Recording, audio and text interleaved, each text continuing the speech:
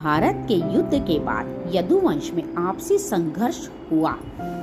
भगवान कृष्ण ने अपनी लीला समाप्त करने का समय समझा।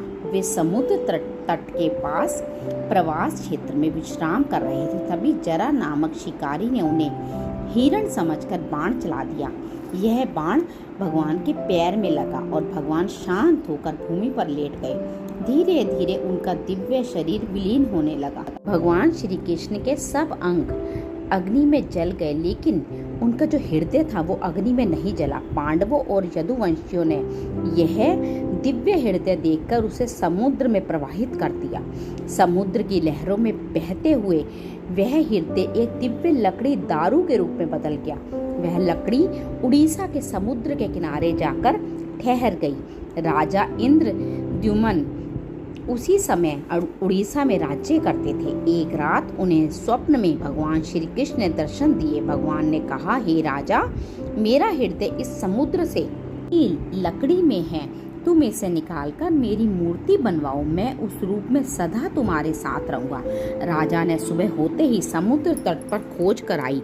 सचमुच वहां वही दिव्य लकड़ी थी। राजा ने भक्ति भाव से उसे उठाकर अपने महल में लाया। राजा ने मूर्ति बनाने के लिए दिव्य शिल्पी को बुलाया। कहते हैं स्वयं विश्वकर्मा वृद्ध शिल्पकार के रूप में आए। उन्होंने कहा, जब तक मैं भीतर काम करूं कोई द्वार ना खोले। राजा ने सहमति दी और काम शुरू हुआ।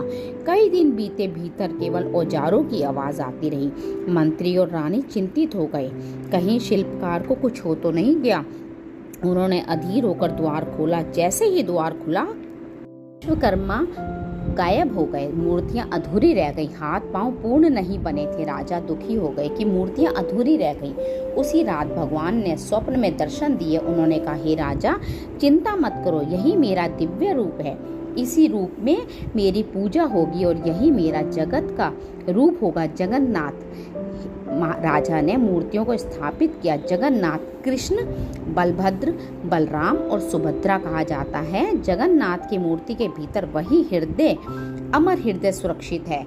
नव कलेवर का रहस्य, मूर्तियां लकड़ी की होने से समय से पुरानी हो जाती हैं, इसलिए हर 12 से 19 साल में मूर्तियां बनाई जाती हैं। इस प्रक्रिया को नव कलेवर कहते हैं। लेकिन भगवान का दिव्य हृदय ब्रह्म पदार्थ कभी नष्ट नहीं होता। जब नई मूर्ति बनती है तब एक रात गुप्त विधि से हृदय निकाला जाता है। यह कार्य केवल विशेष सेवक, दैत्यपति, पंडित, पंडा और राजगुरु कर सकते हैं। इस समय उनकी आंखों पर पट्टी बांधी जाती है, क्योंकि ब्रह्म पदार्थ इतना तेजस्वी है कि कोई नंगी आंखों से उसे नहीं देख